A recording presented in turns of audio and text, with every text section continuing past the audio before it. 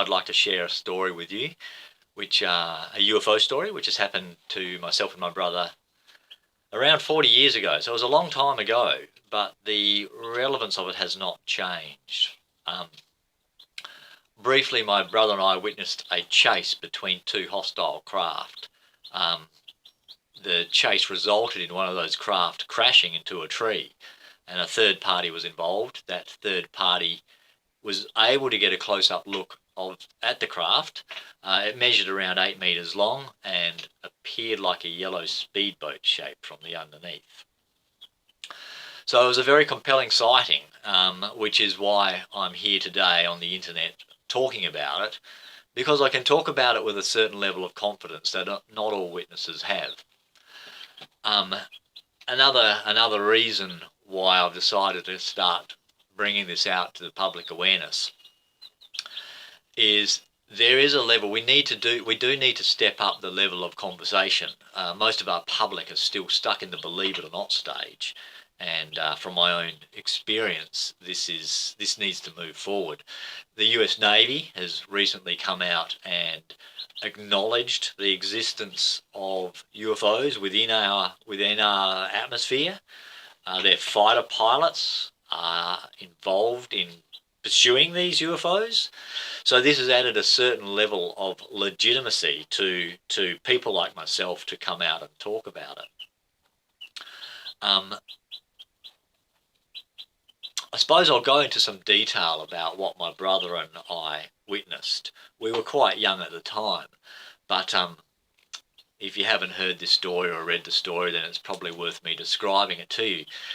Our house looked over a valley up towards the township of Stirling. At the end of the valley there was a ridge with some pine trees on it, and we knew the valley well. We'd hear cars and helicopters and any other mechanical devices. The sound seemed to echo down the valley. Well, on this particular night, my brother called out and said, "Phil, come and check this out." At the end of the valley, just above the tree line, was a yellow object. It was hovering, wobbling around, then it would resume its hover. And we knew that this was not any ordinary craft, so we were pretty interested. A few minutes later, a red object joined this yellow object, and it was almost had a cartoon-like quality to it. The red object zoomed up to the yellow object, reversed up, and then zoomed up again, as if the yellow occupants had not actually noticed the presence of it.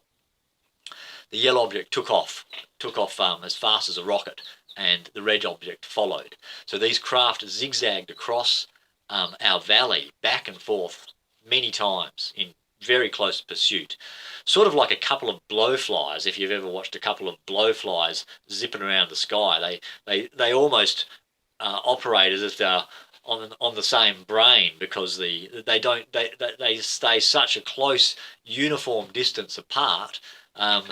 It's quite impressive to watch, and these craft performed like that. Every now and again the yellow object became stuck, as if it was caught by some invisible force, and it would shake back and forth, and then it would free itself and the chase would continue. The sort of movements of these craft were nothing like any conventional aircraft could do. The accelerations were instant, so they'd be from a stationary position, get to a speed instantly, and stop, turn, reverse, with no change in velocity at all. So it was like watching ping pong balls bounce off of a wall. They'd obviously overcome the barriers of inertia. There appeared to be no inertia to the movements of these craft. We had enough time to run into our parents' room and try to get them out of bed to come and watch this, but they told us to go back to sleep, so they perhaps didn't believe us.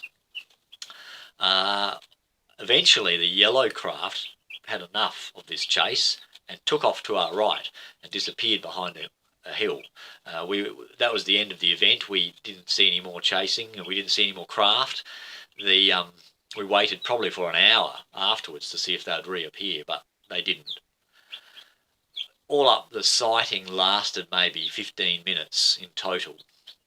Now, 2 days later, in the paper, another chap had reported on the same night at the same time, hearing a loud crash. He ran out the back of his house, shone the torch into a tree, and saw this yellow object wedged some 30 or 40 metres into the upper branches of this tree. He described it as an 8-metre long yellow speedboat shape from the underside.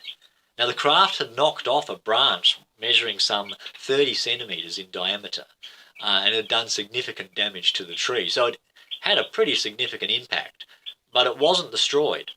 Daryl, the chap who had witnessed this, called the police, and they did turn up. But by the time they turned up, the craft had disappeared.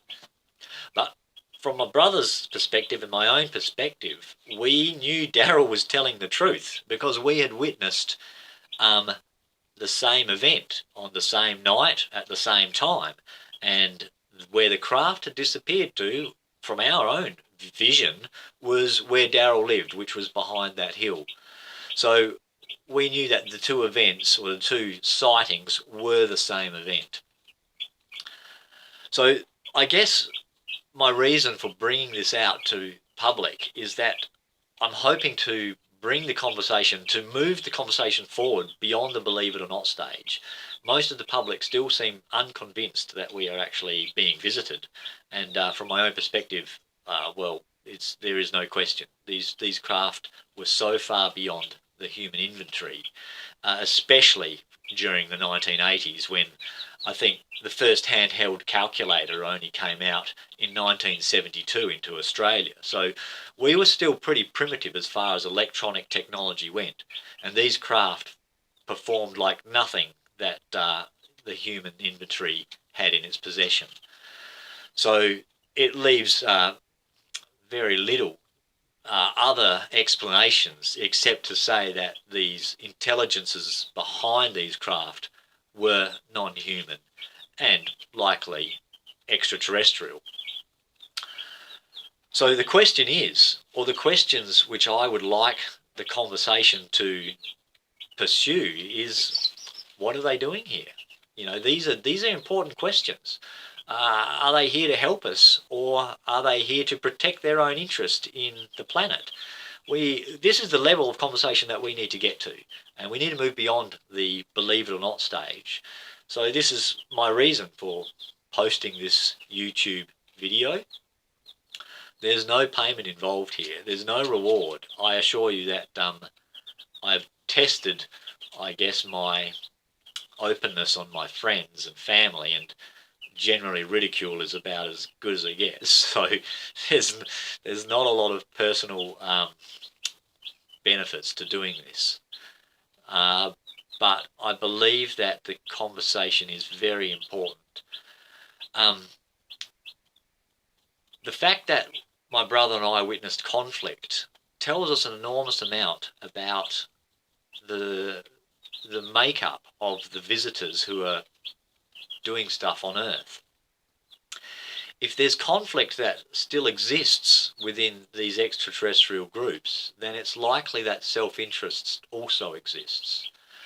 And this is sort of probably one of the most important parts of the conversation, is that a lot of the conversation seems to be, or a lot of witnesses seem to think that they're here to help us. Well, it may be that these entities are more benevolent than the human race. After all, we're pretty well like Planet of the Apes. We're a bunch of warring tribes. So there's no credits to the human species at all. But whether they're here to help us or protect their own interest is really the big question. And I suppose that's probably where I'd like to leave it for today. I'd hope that you guys consider, from your own experiences, what sort of evidence that you've witnessed personally that will add to this story. And I encourage you guys to post it, to bring it out, so that we can begin a conversation, because our governments are not. Our institutions are letting us down.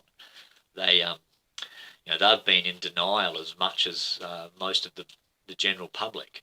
So thanks for listening, and I hope I'll speak to you again.